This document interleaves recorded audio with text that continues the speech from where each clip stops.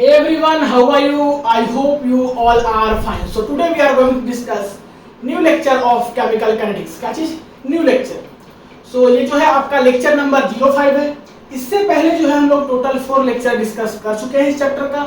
तो यहाँ पे हम लोग स्टार्ट करेंगे लेक्चर नंबर 05. इस क्लास में हम लोग क्या पढ़ने वाले हैं? इस क्लास में हम लोग देखेंगे कि ऑर्डर ऑफ द रिएक्शंस होता क्या है और किसी भी रिएक्शंस का हम लोग ऑर्डर ऑफ द रिएक्शंस निकालते कैसे हैं. हम लोग बस यही दो बात पे ये पूरे लेक्चर में डिस्कस करेंगे. तो आप सभी लोग हेडिंग लगा लीजिए ऑर्डर ऑफ द रिएक्शंस और उसके बाद फिर आप लोग जहां पे हेडिंग लगाइएगा वहां पे वीवीआई करके लिख लीजिएगा, क्योंकि बहुत इंपॉर्टेंट टॉपिक है. जब आप रिवीजन करोगे एग्जाम टाइम में तो उस समय आपको याद पड़ेगा कि यहाँ पे वीवीआई लगाया है, बहुत इंपॉर्टेंट टॉपिक है, इसको हमको कुछ ज्यादा फोकस करना है. ऐसे एक्चुअली हर एक टॉपिक को फोकस करना है, लेकिन जहाँ पे वीवीआई लगा है उसको ज्यादा फोकस करना है, क्योंकि ये सब टॉपिक से ज्यादा क्वेश्चन पूछा जाता है.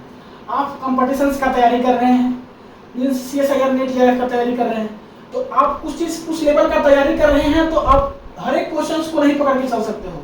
आपको कुछ सिलेक्टेड क्वेश्चन पे कुछ ज्यादा फोकस करना होगा, ठीक है. क्योंकि कॉम्पिटिशन्स में कभी भी फुल मार्क्स नहीं लाना होता है. कॉम्पिटिशन में बस अच्छा मार्क्स लाना होता है, फुल मार्क्स नहीं लाना होता है, और कोई ला भी नहीं पाएगा क्योंकि इतना टफ एग्जाम है. तो आपको जो ज्यादा इंपॉर्टेंट टॉपिक बताया जा रहा है उस पर कुछ ज्यादा फोकस कीजिए और उसको एग्जाम टाइम में अच्छे से करके जाइए, ठीक है. तो चलिए वो सब बातें हम लोग बाद में करते रहेंगे. ऑर्डर ऑफ द रिएक्शंस की बात करें तो यहाँ पे बोर्ड पे लिखा हुआ है, इसको आपको अभी ध्यान नहीं देना है, समझिए इसका पहले डेफिनेशंस को. ऑर्डर ऑफ द रिएक्शंस की बात करें तो ये आपका एक एक्सपेरिमेंटल वैल्यू होता है. क्या होता है? एक्सपेरिमेंटल वैल्यू होता है. अब इसका क्या मतलब है कि order of the reactions experimental value होता है? जैसे अगर हम आपको कहें कि कोई रिएक्शंस दिया हुआ है, कोई भी रिएक्शंस दिया हुआ है, कोई केमिकल्स रिएक्शंस है, तो आप किसी भी केमिकल्स रिएक्शंस को देख करके उसका ऑर्डर ऑफ द रिएक्शंस नहीं पता कर सकते हो.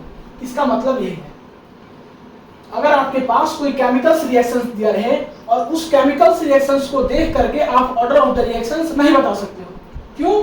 क्योंकि order of the reactions experimental value है, ये एक्सपेरिमेंट के थ्रू पता चलेगा, ठीक है.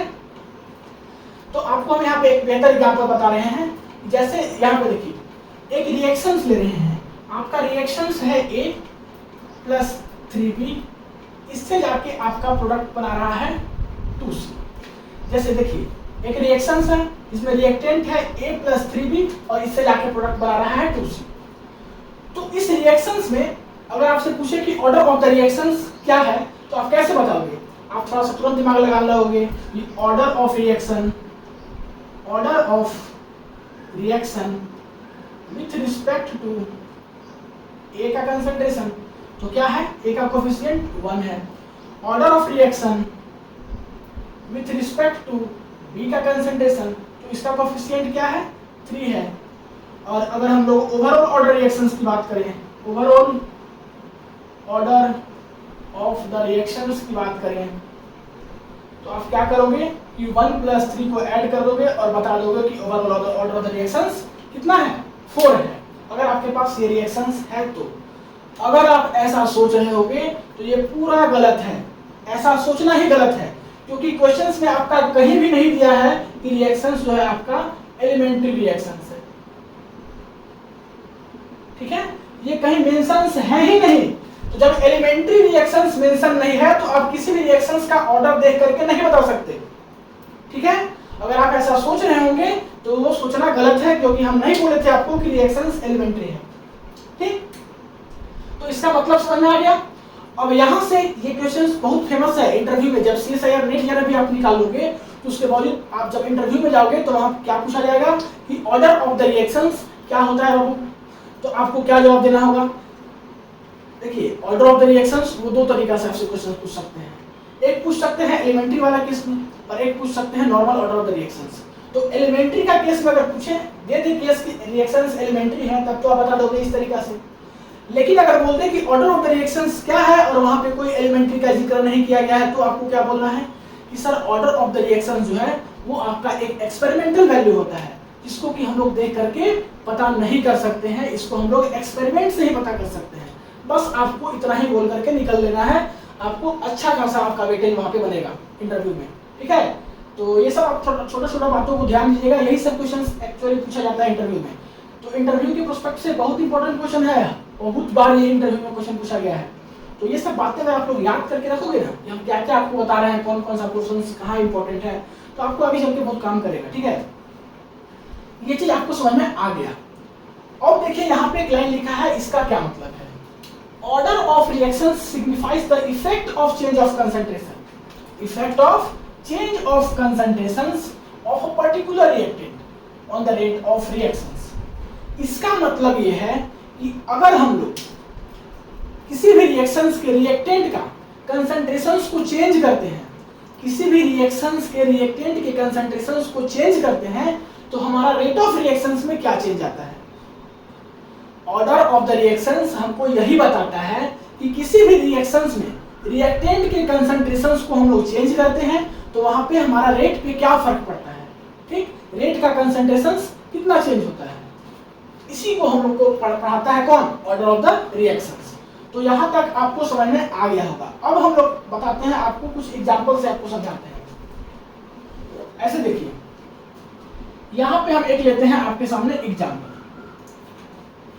रिएक्टेंट है ए, ये रिएक्शंस करके प्रोडक्ट बना रहा है बी। ठीक है, अब देखिए टाइम हमारे पास 0 सेकेंड है। कितना है, 0 सेकेंड है। तो टाइम जब 0 सेकेंड है तो रिएक्टेंट का कंसंट्रेशन, लेटर सपोज कि हम मान लेते हैं 10 मोलर है, तो प्रोडक्ट क्या बनेगा, प्रोडक्ट आपका क्या बनेगा, 0 बनेगा। इसको ऐसे समझिए कि आपके पास मान लीजिए कि HCl है, बीकर है, बीकर में हम लोग रख लिए हैं HCl। ठीक, और हम लोग बाहर में रखे हैं NaOH कि NaOH से हमको इसका रिएक्शन कराना है।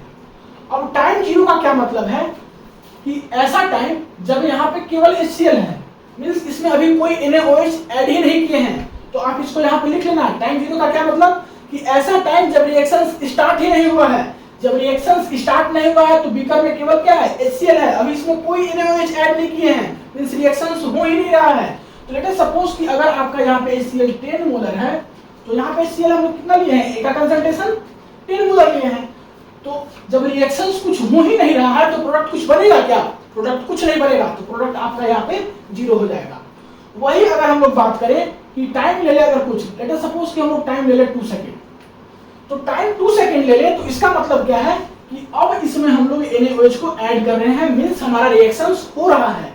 तो इसमें NaOH को ऐड कर रहे हैं, रिएक्शंस हो रहा है। जितना NaOH को ऐड करेंगे उतना HCl को वो न्यूट्रलाइज करेगा। मींस आप ऐसे समझिए कि कुछ ना कुछ रिएक्टेंट किसमें कन्वर्ट होगा, प्रोडक्ट में कन्वर्ट होगा, और वो डिपेंड करेगा कि हम लोग कितना NaOH ऐड कर रहे हैं। तो यहाँ पे मान लो कि 8 मोलर बचा आपका रिएक्टेंट का कंसंट्रेशन, तो बाकी का 2 मोलर कहाँ गया, प्रोडक्ट का फॉर्मेशन में। कहाँ गया बाकी का 2 मोलर, प्रोडक्ट का फॉर्मेशन में। ठीक है, आप इसको समझ गए बात को। अब हम आपको एक और रिएक्शन बता रहे हैं, इसको आप लोग मान लो एक्सपेरिमेंट 1, एक्सपेरिमेंट इसको 1 मान लो। एक और रिएक्शंस बता रहे हैं, ये रिएक्शंस ए है, रिएक्टेंट और प्रोडक्ट बना रहा है बी, मींस ये भी आपका एक केमिकल्स रिएक्शंस है। यहाँ पे अगर हम लोग टाइम 0 ले रहे हैं, ठीक है, 0 सेकेंड, और ए का कंसंट्रेशन यहाँ पे हम लोग 20 मोलर ले रहे हैं। यहाँ पे 10 मोलर लिए थे, यहाँ पे 20 मोलर ले रहे हैं। तो यहाँ पे प्रोडक्ट क्या बनेगा, 0 बनेगा, क्योंकि टाइम 0 है, मींस वो टाइम जहाँ पे कोई रिएक्शन ही नहीं हो रहा है। अब हम यहाँ पर भी कुछ टाइम ले लेते हैं, इसकी 2 सेकेंड ही लेते हैं। तो यहाँ पे अगर मान लो कि आपका 18 मोलर बचा कंसंट्रेशन, तो बाकी का 2 मोलर कहाँ गया, कुछ टाइम के बाद कुछ रिएक्शन हुआ होगा तो प्रोडक्ट में कन्वर्ट हो गया होगा 2 मोलर। इसको आप लोग मान लो एक्सपेरिमेंट 2, एक्सपेरिमेंट 2। ये दोनों रिएक्शंस एक ही टाइप का है, सिमिलर रिएक्शंस है, दोनों में ए से बी बन रहा है। यहाँ भी देखिए ए से बी, यहाँ भी देखिए ए से बी। ठीक है, दोनों में फर्क क्या है, बस फर्क एक ही बात का है कि इसका इनिशियल कंसंट्रेशन 10 मोलर है, इसका इनिशियल कंसंट्रेशन 20 मोलर है। मींस इनिशियल कंसंट्रेशन में बस फर्क है, रिएक्शंस जो है दोनों एक ही प्रकार का है, सेम है। ठीक है, तो अब हमको इस रिएक्शन से इसका ऑर्डर ऑफ द रिएक्शंस को पता करना है। क्या पता करना है, ऑर्डर ऑफ द रिएक्शंस। तो ऑर्डर ऑफ द रिएक्शंस को पता करने के लिए हम लोग क्या किए कि कंसंट्रेशंस को चेंज करेंगे तो रेट पे क्या फर्क पड़ेगा, यही हम लोग देखें यहाँ पे कि ऑर्डर ऑफ रिएक्शंस वही बताता है। तो हम लोग कंसंट्रेशंस को चेंज कर दिए, यहाँ 10 मोलर, यहाँ 20 मोलर। अब हम लोग देखते हैं ऑर्डर ऑफ रिएक्शंस क्या होगा। और किसका कंसंट्रेशन चेंज किए हैं? रिएक्टेंट का, प्रोडक्ट का नहीं, किसका? रिएक्टेंट का। ये ए रिएक्टेंट है, यहाँ पर भी ए रिएक्टेंट है, इसका कंसंट्रेशन को चेंज किए हैं। तो चलिए इधर वाला पोर्शन हम थोड़ा मिटाते हैं। आप फटाक से इसको स्क्रीनशॉट ले लीजिए या तो फिर नोट कर लीजिए, हम साइड हो जाते हैं। इधर वाला पोर्शन हम मिटा देंगे, मिटा दें। चलिए हम मिटाते हैं, आप इसका स्क्रीनशॉट ले लीजिए, ले लिए 1 2 3। अब हम लोग जो है ऑर्डर ऑफ द रिएक्शंस को क्या करेंगे? देखेंगे कैसे निकालेंगे ऑर्डर ऑफ द रिएक्शंस। ये रिएक्शंस हम लोग सबसे फर्स्ट क्या करते हैं ऑर्डर ऑफ द रिएक्शंस निकालने के लिए कि सबसे पहले हम लोग रेट को पता करते हैं। रेट, और रेट किसका बात करेंगे? रिएक्टेंट का। तो रिएक्टेंट का रेट पता करेंगे। तो रिएक्टेंट का रेट पता करने के लिए क्या फार्मूला होता है? इसको अगर हम लोग मान लेते हैं A1, इसको मान लेते हैं A2, इसको मान लेते हैं हम लोग T1, इसको मान लेते हैं T2, सेम यहाँ पर इसको मान लेते हैं T1, इसको मान लेते हैं T2, ये मान लेते हैं हम लोग A1 और ये मान लेते हैं A2। ठीक है, A1 A2 का क्या मतलब है? ये है इनिशियल कंसंट्रेशन, ये है फाइनल कंसंट्रेशन, ये है इनिशियल टाइम, ये है फाइनल टाइम। सेम यहाँ पर भी। तो रेट हमको निकालना है किसका? रिएक्टेंट का। एक्सपेरिमेंट 1 में सबसे पहले बात करते हैं। तो आप यहाँ पे लिख लो सबसे पहले कि एक्सपेरिमेंट 1 में हम लोग रेट निकालते हैं। एक्सपेरिमेंट 1 में रेट ऑफ रिएक्टेंट निकालते हैं। रेट क्या होगा? रेट होगा आपका final concentration minus initial concentration, that is की A2 का कंसंट्रेशन माइनस A1 का concentration divided by final time minus initial time, that is की T2 माइनस T1। ये होगा। और हम लोग रिएक्टेंट का कंसंट्रेशन निकाल रहे हैं तो नेगेटिव साइन लगाते हैं, क्योंकि हमारा रेट जो है ऑलवेज पॉजिटिव होता है। अगर नेगेटिव साइन नहीं लगाएंगे तो हमारा नेगेटिव वैल्यू आएगा, जो कि पॉसिबल नहीं है। रेट हमारा ऑलवेज पॉजिटिव होता है। तो इसका वैल्यू पुट करते हैं, नेगेटिव साइन। देखिए A2 क्या है? A2 है आपका 8 मोलर। A1 क्या है? A1 जो है आपका 10 मोलर है। T2 क्या है? T2 है आपका 2 सेकेंड। और T1 क्या है? T1 है आपका 0 सेकेंड। तो यहां से क्या हो जाएगा? -2 मोलर और यहां से आपका बचा 2 सेकेंड। तो ये नेगेटिव नेगेटिव पॉजिटिव हो जाएगा। तो आपका क्या आ जाएगा? यहां से 1 आ जाएगा। 1 मोलर पर सेकेंड, 1 मोलर पर सेकेंड आपका यहां से रेट आया। कहां से? हम एक्सपेरिमेंट 1 की बात कर रहे हैं। अब हम लोग देखते हैं एक्सपेरिमेंट 2। एक्सपेरिमेंट 2 में अगर हम लोग रेट निकाले तो उसका भी ऐसे ही निकालेंगे कि A2 का कंसंट्रेशन माइनस A1 का concentration divided by T2 minus T1, means final concentration minus initial concentration divided by final time minus initial time. तो यहाँ पे क्या है? यहाँ पे है आपका 18 मोलर। 18 मोलर है final concentration, minus initial concentration है 20 मोलर। फाइनल टाइम है आपका 2 सेकेंड और इनिशियल टाइम है आपका 0 सेकेंड। तो यहां से भी आपका सेम वही आएगा, 2 मोलर और 2 सेकेंड। तो यहां से भी आपका आएगा, क्या आएगा? 1 मोलर पर सेकेंड। यहां से भी आपका रेट क्या आया? 1 मोलर पर सेकेंड। तो यहां से हमको क्या समझ में आया कि अगर हम लोग रिएक्टेंट का कंसंट्रेशन डबल कर दें, अगर हम लोग रिएक्टेंट का कंसंट्रेशन डबल कर दें तो हमारा रेट में कोई फर्क नहीं पड़ेगा। यहां पर भी देख लीजिए रेट 1 ही आया, यहां पर भी देख लीजिए रेट 1 ही आया। मींस रिएक्टेंट का कंसंट्रेशन या तो डबल कीजिए या तो ट्रिपल कीजिए, या कितना गुना भी अगर आप ज्यादा बढ़ा दीजिए, और रेट ऑफ रिएक्शंस पे कोई फर्क नहीं पड़ेगा। तो वैसा रिएक्शंस को हम लोग बोलते हैं जीरो ऑर्डर रिएक्शंस। तो ये कैसा रिएक्शंस है? ये आपका है जीरो ऑर्डर रिएक्शंस। ये कैसा रिएक्शंस है? जीरो ऑर्डर रिएक्शंस है। फिर से एक बार रिपीट करते हैं कि अगर हम लोग रिएक्टेंट का कंसंट्रेशन को या तो डबल कर दें या तो ट्रिपल कर दें या कितना गुना भी ज्यादा कर दें, तो अगर उसका रेट पे कोई फर्क नहीं पड़ेगा तो वैसा रिएक्शंस को हम लोग बोलते हैं जीरो ऑर्डर रिएक्शंस। बस इतना ही याद रखना है, ठीक है? तो इसको वीडियो को पॉज करके आप फटाक से नोट कर लीजिए, इसको मिटाएंगे, उसके बाद देखेंगे फर्स्ट ऑर्डर रिएक्शन। नोट कीजिए जल्दी से, 1 2 3 नोट कर लिए, मिटाए। अब हम लोग बात करते हैं फर्स्ट ऑर्डर रिएक्शन का। किसका? फर्स्ट ऑर्डर रिएक्शन का। जीरो ऑर्डर रिएक्शन हम लोग देख लिए, अब बात करते हैं फर्स्ट ऑर्डर रिएक्शन। क्या चीज? First order reaction. First order reactions को हम लोग देखेंगे। इसको देखिए ऐसे समझिए, यहां पर भी आपको दो रिएक्शंस लिखना होगा।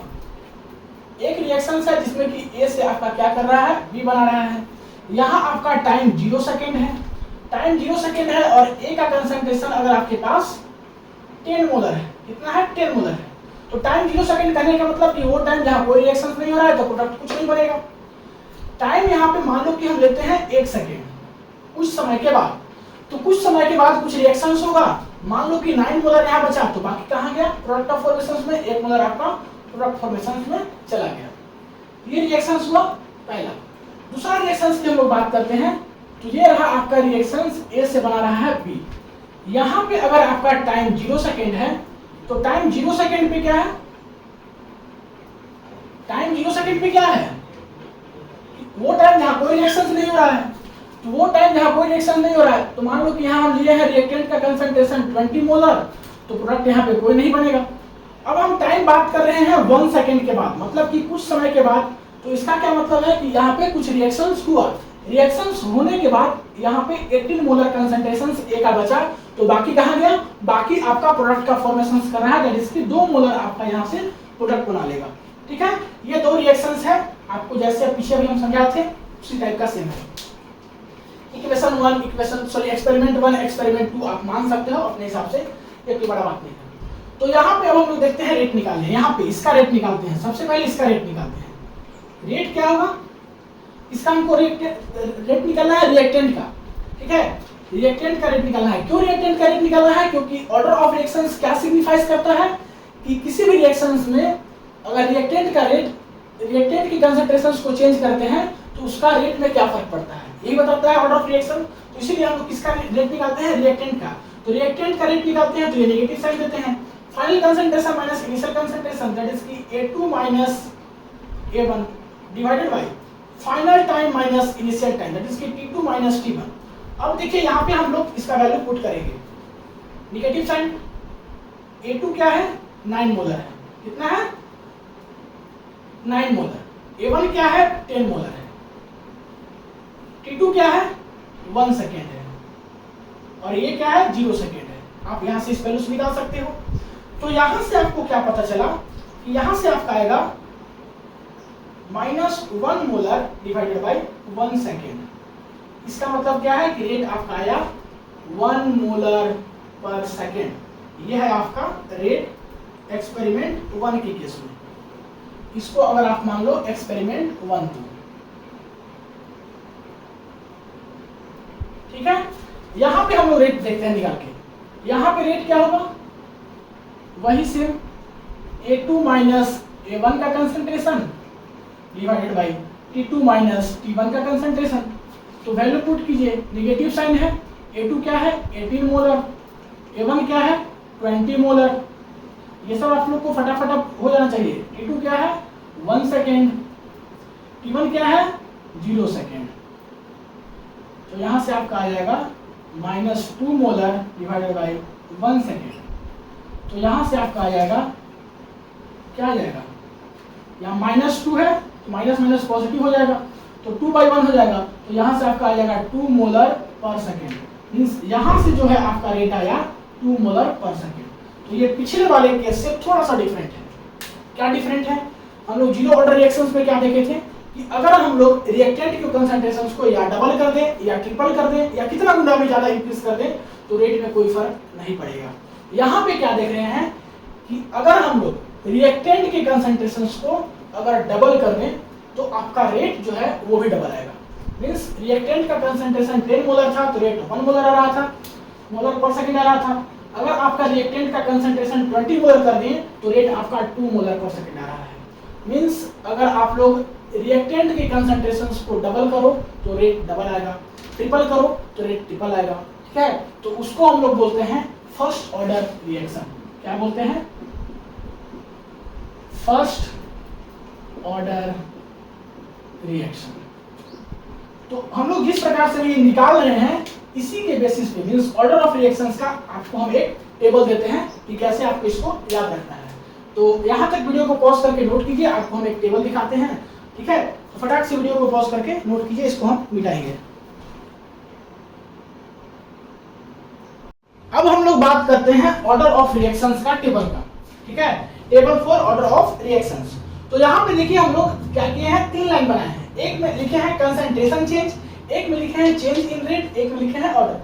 मींस सिंपली ऐसे समझिए कि हमारा कंसंट्रेशन कितना चेंज होगा तो रेट कितना चेंज होगा, और जब रेट कितना चेंज होगा उस हिसाब से ऑर्डर क्या होगा, ठीक है। सबसे फर्स्ट में देखिए लिखा है कि अगर हमारा रेट कंसंट्रेशन चेंज 2 टाइम्स है तो हमारा क्या होगा, no change in concentration. Concentration change 3 times है, 4 टाइम्स है, कितना भी हो तो हर केस में क्या होगा, no change in concentration, no change in concentration. इसका मतलब कि इस टाइप का रिएक्शंस आपका जीरो ऑर्डर रिएक्शंस है, ठीक है। अगर आपका कंसंट्रेशन चेंज 2 टाइम्स किए तो रेट जो है हमारा वो भी हमारा 2 टाइम्स चेंज हो जाएगा। कंसंट्रेशन अगर 3 गुना चेंज किए 3 टाइम्स तो ये भी रेट भी 3 टाइम्स चेंज हो जाएगा। 4 टाइम्स चेंज किए तो 4 टाइम्स रेट भी चेंज हो जाएगा। तो इस टाइप्स के रिएक्शंस को हम लोग बोलते हैं फर्स्ट ऑर्डर रिएक्शन। अगर हम लोग बात करें कंसंट्रेशन 2 टाइम्स चेंज करें और हमारा रेट जो है 4 टाइम्स इंक्रीज हो जाए, कंसंट्रेशन 3 टाइम चेंज करें, रेट जो है हमारा 9 टाइम इंक्रीज होता है, कंसंट्रेशन 4 टाइम चेंज करें तो रेट जो है हमारा 16 टाइम इंक्रीज हो जाए। मींस इसका स्क्वायर टाइम इंक्रीज हो रहा है। तो इसका मतलब कि इस टाइप के रिएक्शंस को हम लोग बोलते हैं सेकंड ऑर्डर रिएक्शन, ठीक है। यही आपका टेबल था, लेकिन ये टेबल थोड़ा टाइम टेकिंग है, ठीक है। तो हम लोग इसको सीधा ऐसे समझते हैं कि according to law of mass action, law of mass action क्या होता है, rate is directly proportional to concentration of reactant raised to the some power, और ये जो पावर n है यही है आपका ऑर्डर ऑफ द रिएक्शन। क्या है, ऑर्डर ऑफ द रिएक्शंस। ये हम लोग देखे थे according to law of mass action कि rate is directly proportional to concentration raised to the some power, और सम पावर n जो है वही है आपका ऑर्डर ऑफ द रिएक्शन, ठीक है। इसको आप लोग अलग से करके लिखिएगा कि where n is the order of the reaction, तो फिर बाद में कंफ्यूज हो जाएगा, ठीक है। अब हम लोग एक रिएक्शंस लेते हैं। मान लो कि हम लोग अभी जो रिएक्शंस ले रहे हैं वो आपका क्या है, एलिमेंट्री है, एलिमेंट्री रिएक्शंस है। कैसा है, एलिमेंट्री रिएक्शंस है। इसका मतलब क्या, जिसका कोएफिशिएंट ही ऑर्डर होता है। ऐसे समझो आपका 1a है, इससे प्रोडक्ट बना रहा है b, मींस ये रिएक्टेंट है, ये प्रोडक्ट है। तो यहाँ पे अगर हम लोग रेट लिखना चाहें तो रेट क्या होगा, directly proportional to concentrations of reactant that is k a raised to some power, और ये पावर यहाँ पे एलिमेंट्री केस में होगा वो इसका कोएफिशिएंट ही होगा, तो यहाँ पे ये 1 होगा, ठीक है। और ये 1 जो है यहाँ पे क्या है, ऑर्डर ऑफ द रिएक्शन। इसी को हम लोग ऐसे भी लिख सकते हैं, rate is equal to k constant और फिर a raised to the some power. इसको हम लोग ऐसे भी लिख सकते हैं, ठीक है। तो यहाँ पे ये जो है k, ये क्या है, ये है आपका रेट कांस्टेंट। यहाँ पे ये जो n इज इक्वल टू 1 है, ये आपका क्या है, ऑर्डर ऑफ द रिएक्शन, ठीक है। एक और रिएक्शन देखते हैं, 2a से अगर आपका प्रोडक्ट बना रहा है b, तो यहाँ पे रेट क्या हो जाएगा, rate is directly proportional to concentrations of reactant raised to the some power, और एलिमेंट्री के केस में जो इसका कोएफिशिएंट है वही हो जाएगा। तो यहाँ से रेट क्या हो जाएगा, rate is equal to k constant that is k rate constant a to the power 2, और यहाँ पे ये जो 2 है यही है ऑर्डर ऑफ द रिएक्शन, ठीक है। अब हम लोग डिफरेंट केस में यही फार्मूला को यूज करके ऑर्डर ऑफ रिएक्शंस निकालेंगे। तो यहाँ तक वीडियो को पॉज करके नोट कर लीजिए। अब हम लोग नेक्स्ट देखते हैं, फटाक से वीडियो को पॉज करके नोट कर लीजिए। अब हम लोग बात कर रहे हैं नेक्स्ट। इस वाले पोर्शंस को बहुत अच्छे से देखिएगा जो अभी हम लोग डिस्कस करेंगे, ठीक है। हम लोग अभी तक क्या देखें कि जो आपका रेट होता है वो होता है के concentration raised to the some power n, और n जो है आपका वो है ऑर्डर ऑफ द रिएक्शन। हम लोग इसी फॉर्मूला को देखें, यहाँ पे k क्या है, रेट कांस्टेंट है। अब हम लेते हैं कि if n is equals to 1, if n is equals to 1 means first order reaction से, और ये हम लोग लेते हैं ये वाला केस में रिएक्टेंट A है जिससे प्रोडक्ट बना रहा है B, रिएक्शंस आपका मान लो ये है, तो n इज इक्वल्स टू 1, तो इसमें ये फॉर्मूला को क्या करेंगे, अप्लाई करेंगे। तो यहाँ से रेट जो है वो क्या हो जाएगा, rate is equals to k a to the power 1, ये हो जाएगा। अब हम लोग क्या करते हैं कि कंसंट्रेशंस को जो है वो कर देते हैं डबल। कंसंट्रेशंस को डबल करने का मतलब क्या है कि इस यहाँ पे जो ये a है, इस a को जो है हम लोग कन्वर्ट कर दे रहे हैं किसमें, 2a में। कंसंट्रेशंस डबल हो जाएगा मींस आपका रिएक्शंस कैसा होगा, रिएक्शंस हो जाएगा कि 2a से आपका बन रहा है b। तो यहाँ पे रेट क्या होगा, यहाँ पे रेट, इसको रेट 1 मान लो, इसको रेट 2 मान लो, तो यहाँ पे होगा k 2a to the power 1, और ये 1 क्या है, ऑर्डर ऑफ द रिएक्शंस है। तो रेट 1 आपका ये हुआ, रेट 2 आपका ये हुआ। अब यहाँ पे 2 कांस्टेंट है, तो 2 कांस्टेंट को हम लोग बाहर निकाल देंगे, a to the power 1, rate 2 का वैल्यू आपका ये आ गया। तो आप यहाँ से देखिए कि रेट 2 को हम लोग कैसे लिख सकते हैं, रेट 2 को हम लोग ऐसे लिख सकते हैं कि 2 इंटू रेट 1 का value k a to the power 1 था, तो k a to the power 1, इसको हम लोग r1 लिख सकते हैं। तो आप लोग यहाँ से एक बात ध्यान दीजिए कि हम लोग कंसंट्रेशंस को चेंज किए, तो जो हमारा रेट है वो 2 टाइम्स चेंज हुआ, 2 टाइम्स r1 है, क्या है, 2 टाइम्स r1 है। ये r1 जो है यही तो वैल्यू आया है यहाँ पे, तो कितना है, कंसंट्रेशंस को डबल किए तो रेट भी हमारा डबल हो गया। इसका मतलब ये कैसा रिएक्शंस है, ये जो रिएक्शंस है ये आपका फर्स्ट ऑर्डर रिएक्शंस है, फर्स्ट ऑर्डर रिएक्शंस, ठीक है। अब देखिए हम लोग आगे देखते हैं। अब देखिए हम लोग क्या करते हैं कि if n is equals to 2 लेते हैं, n इज इक्वल्स टू 2 का क्या मतलब हुआ कि रेट जो है वो हो जाएगा आपका k a to the power 2। अब यहां से हम लोग क्या करते हैं कि कंसंट्रेशंस को जो है वो कर देते हैं डबल, मींस a को जो है वो क्या कर देते हैं, 2a कर देते हैं। डबल का मतलब यही होगा, जब हम लोग a को 2a करेंगे मींस क्या करेंगे, जब हम लोग a को 2a करेंगे तो यहाँ से रेट क्या होगा, इसको रेट 1 मान लो, इसको रेट 2 मान लो, तो यहाँ पे होगा rate is equals to k 2a to the power 2, ये हो जाएगा। तो इसको हम लोग कैसे लिख सकते हैं कि रेट 2 इज इक्वल्स टू 2 का स्क्वायर कितना हो जाएगा, 4, और ये 4 क्या है, कांस्टेंट है, तो 4k a to the power 2, और यही रेट 2 जो है आपका वो ध्यान दीजिए 4 इंटू आपका r1 के बराबर है। ये पूरा जो वैल्यू है वो आपका r1 का वैल्यू है, रेट 1 का वैल्यू है। तो आप ध्यान दीजिए कि रेट को आप क्या किए, सॉरी कंसंट्रेशंस को आप डबल किए तो आपका रेट जो है वो 4 टाइम इंक्रीज हो गया। तो ऐसा रिएक्शंस को हम लोग बोलते हैं second order reaction, second order reaction. इसी में देखिए अगर हम लोग कंसंट्रेशंस को 3 टाइम बढ़ा दें, क्या कर दें, ट्रिपल कर दें, कंसंट्रेशंस को 3 टाइम इंक्रीज कर दें, मींस आपका रेट इस केस में रेट हम लोग मान लिए r1 ये और r2 मान ले रहे हैं हम लोग ये।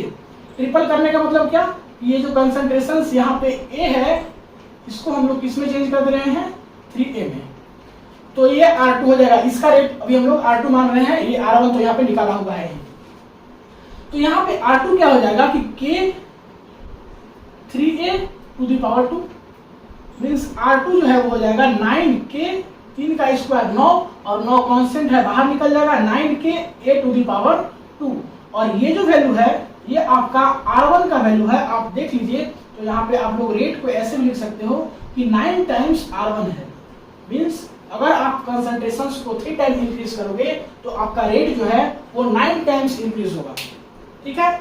और इस टाइप के भी रिएक्शंस को हम लोग क्या बोलते हैं, second order reaction, second order reaction. अब हम लोग बात करते हैं थर्ड ऑर्डर रिएक्शंस। क्या चीज, थर्ड ऑर्डर रिएक्शंस।